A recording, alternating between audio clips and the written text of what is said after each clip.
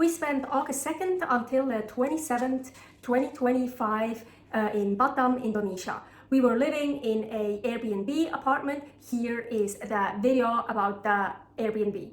So I had a shitty kitchen during that time, only one small pan and a stupid induction plate. So I was cooking for myself, of course, but I didn't really do creative new things. So nothing really interesting. So mostly I cooked really lean ground beef that was so dry I had to mix it with some sort of liquid or scrambled eggs or something to be able to eat it.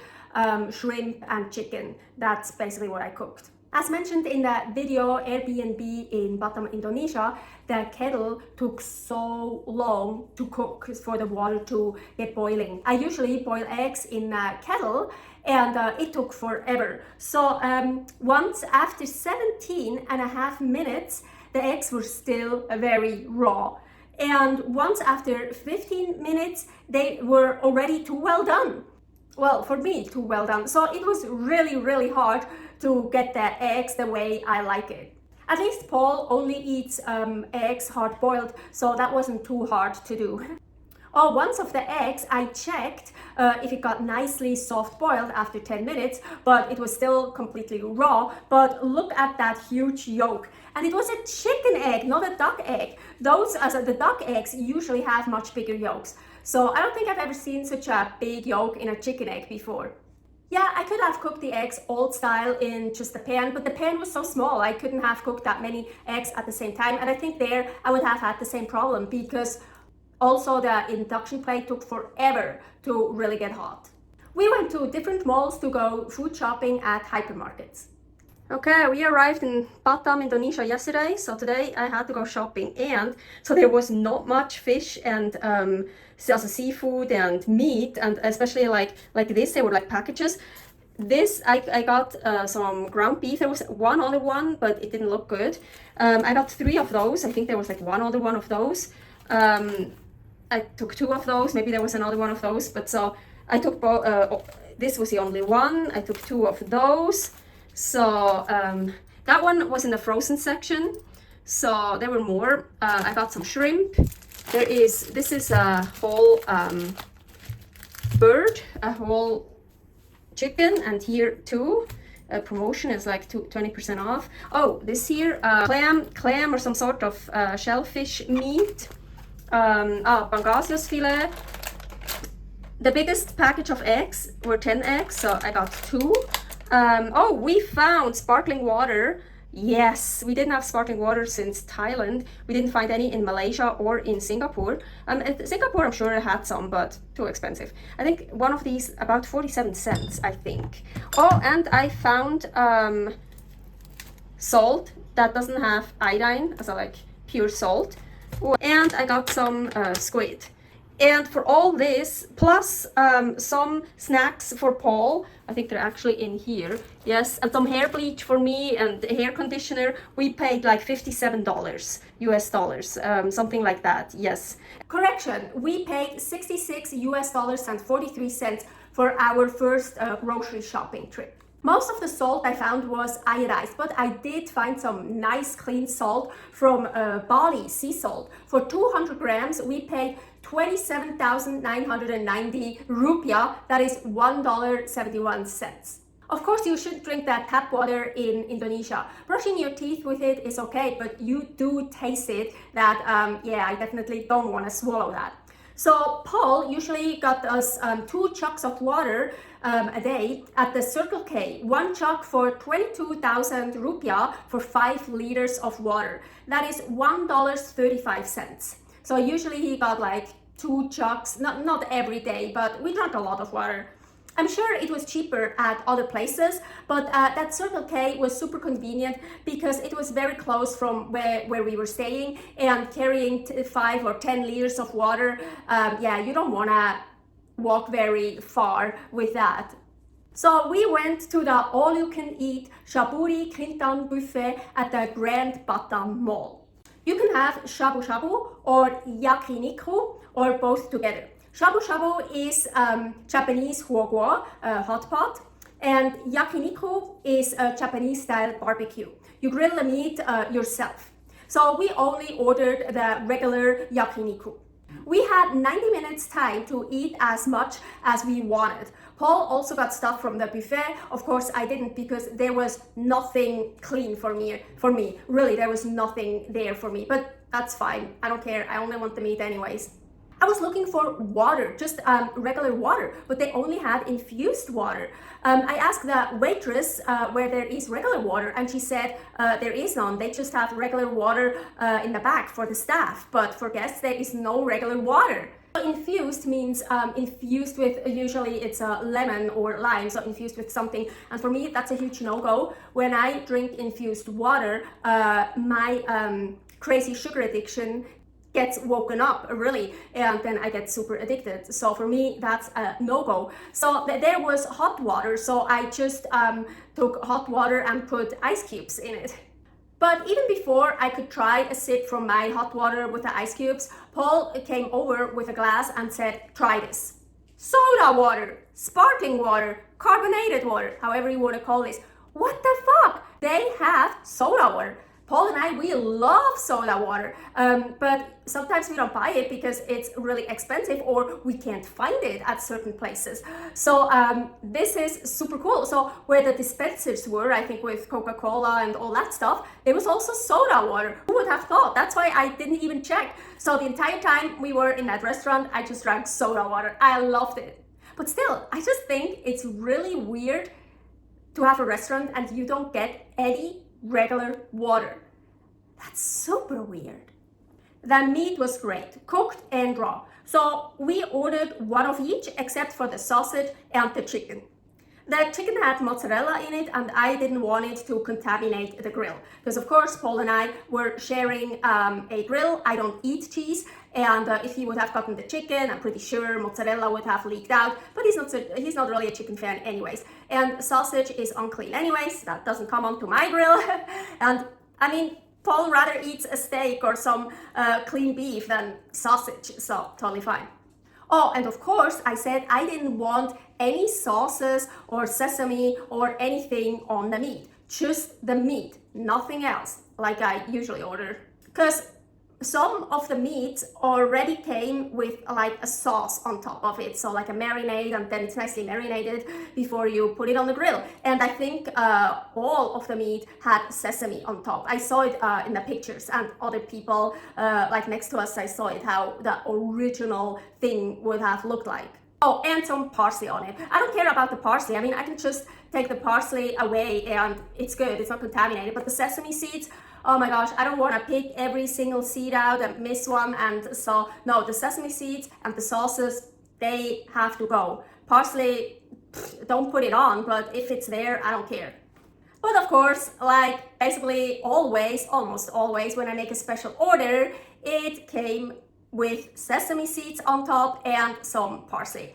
And I told him I'm allergic to sesame seeds, what is not true at all, but it makes everything just so much easier. So no problem, he just took it all back, and he came back with just meat, nothing else. So yes, exactly what I ordered, what I wanted.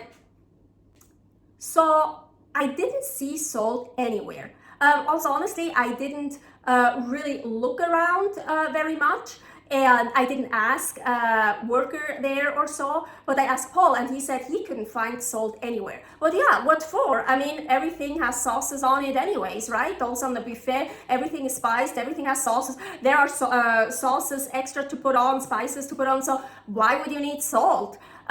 I didn't care because I usually always bring my own salt anyways, because I don't trust the salts they have in restaurants. I want pure salt, no anti-caking agent in it, no dextrose, aka sugar, or anything else, no iodine, nothing in it, just pure salt. Well, the minerals, maybe the plastic that's in the sea, that's okay for me. No, but just like salt, how you get it, how you extract it, and nothing added to it. So I always bring my own, so I didn't care. But again, something I feel like every restaurant should have: plain water for the guests, not just for staff, and salt. Anyways, the beef at that Japanese restaurant was really good. It was so tasty, and I trusted it enough to also eat it raw. Actually, what I like the best is to sear it just on one side and then leave the other side completely raw. But most of the pieces were so super thin, you couldn't really do that. But there was, with one order, you got also like one quite thick one, like a longer one. So with that piece, it worked just to grill it on one side like very well and nice sear, and the other side was still raw. I love that. So for me, the best bite with the thin slices was like to grill one of the thin slices very, very well, like crispy, like very well done, and then wrap it up in another thin slice, but a raw thin slice.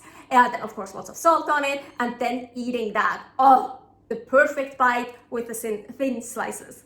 Oh, and they don't use knives in those restaurants. They use scissors.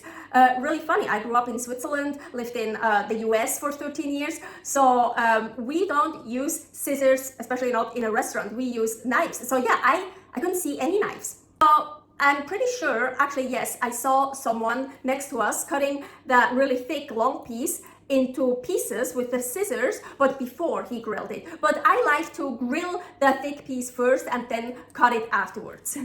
I like that Japanese grill so much better than the Korean barbecue grill I had in the Philippines. With the Japanese grill, I could actually see the flames, and I like my meat to get kissed by the flames. You can push buttons for low, medium, or high on the grill.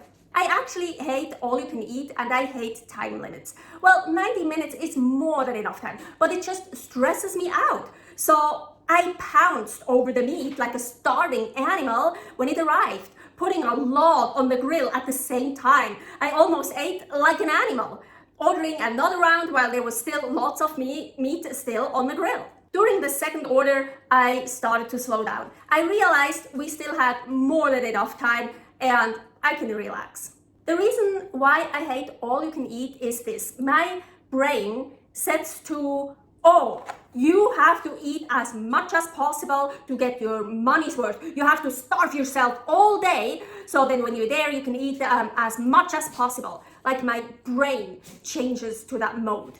No, no, no, no. Yes, I'm still working on food addiction habits of mine.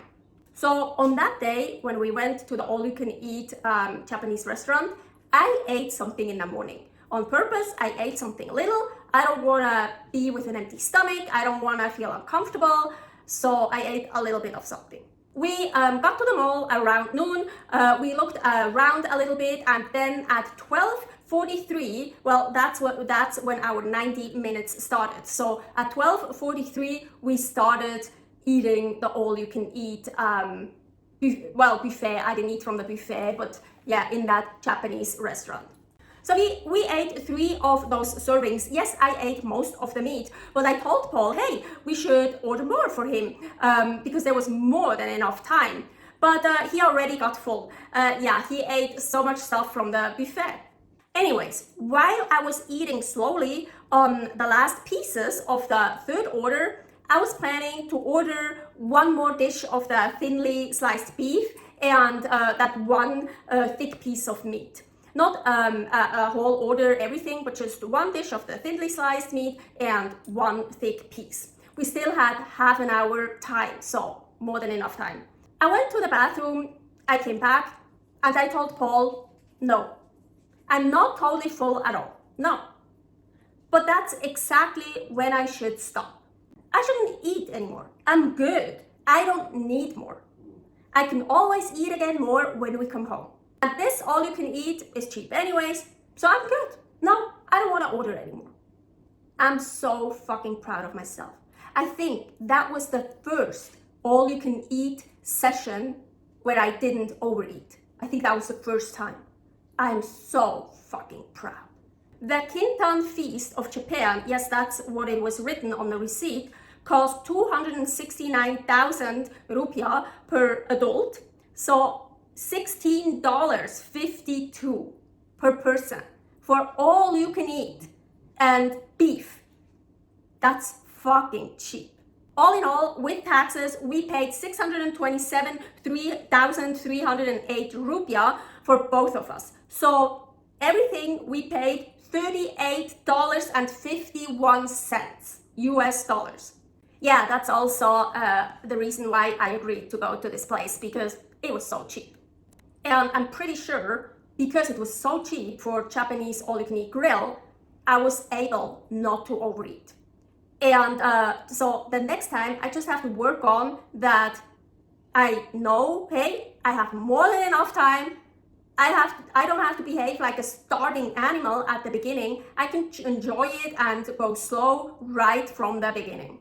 Unfortunately, shortly after, I got stomach pains, but I'm very sure it's not from the Japanese restaurant, because it's an ongoing problem of mine, and I already had stomach problems the day before and on that morning, and even now, several months later, I still have problems with that, so it's just an ongoing problem of mine. We still managed to go to the grocery store top 100 downstairs.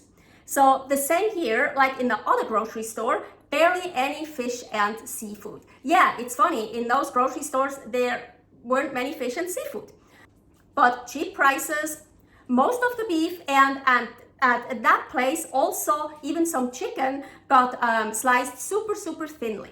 So that's also pretty common in Indonesia in the grocery stores. The meat is sliced super thinly. So yeah, to do like Japanese style barbecue or Korean style barbecue. And the ground beef, like usual, very lean. We took all of the ground beef packages they had, 6. Actually, one of them was fattier and it was much more tasty. Yeah, remember. Oh, and the eggs were even cheaper than at the first grocery store. We went to 165,000 rupiah for 10 eggs. $1.01 US dollars. That's fucking cheap. So as mentioned, most of the beef was super thinly sliced, and there also some of the chicken, but the chicken had the chicken slices had fat on it, so I was pretty sure that's not the breast. So no, it was leg meat, and I love skinless chicken thighs, and so those thin slices, I don't know if also was drumstick with it, but I think it was mostly the thighs, and it was so delicious. So I kept frying them in the frying pan, and oh, they got so delicious. So we kept buying so many more of those packages. I love them. But the best part, in that grocery store top 100, I checked the fish sauces like I usually do, and hell yeah, what did I see there? Squid brand fish sauce, the golden one. Yeah, the one I know from Thailand, the one and only I've seen so far that is clean. 80% anchovies, 20% salt, nothing else. I can't believe it. In Indonesia, we found it. Here is the video Traditional Foods in North Thailand, where I found it the first time. So in Indonesia, I didn't just find the squid brand golden fish sauce. I found also a much bigger bottle of it, 750 milliliters. I've never seen that before. Well, online, I think, but not in a grocery store, not even in Thailand. But the big bottle was way too big for me, so I just bought that little one. And so the small bottle, the regular bottle, 300 milliliters. So in Thailand, we paid, converted to US dollars, 177. And in Batam, Indonesia, we paid for the same bottle, the same size bottle, 28,500 rupiahs, what is $2.36. Well, yeah, it makes sense that it's much more expensive in Indonesia than in Thailand, because that fish sauce comes from Thailand. And that's still cheap for such an amazing product. Okay, so they're so stupid. So here, this is the squid brand fish sauce from Thailand. I know this one. I googled it. I found it in Thailand. Here, the ingredients on the bottle. It's from Thailand, but it's written in English. Ingredients: anchovies, 80%, salt, 20%. That's it. That's why this is the only fish sauce I use. Fish and salt. So now we are here in Indonesia. So they put the sticker on it with Indonesian, of course, so they understand it. Good idea. So here, the ingredients, I do know a bit of Indonesian by now, and I also translated it with Google, of course, to make sure I'm right. But I actually saw that without the translation, I understood it.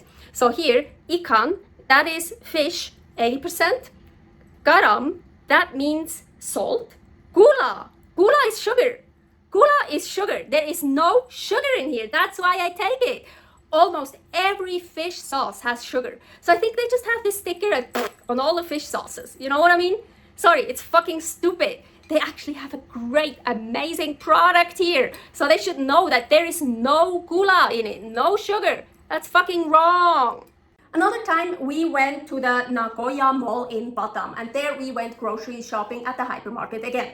That was the first grocery store where they actually had a butcher and a fish counter in the store. Well, we were there in the afternoon. There weren't any people anymore behind the counters, so I'm pretty sure that was more for the morning, like usual. So we missed that, but it was okay. Still, there in that grocery store, I had a better meat and seafood selection.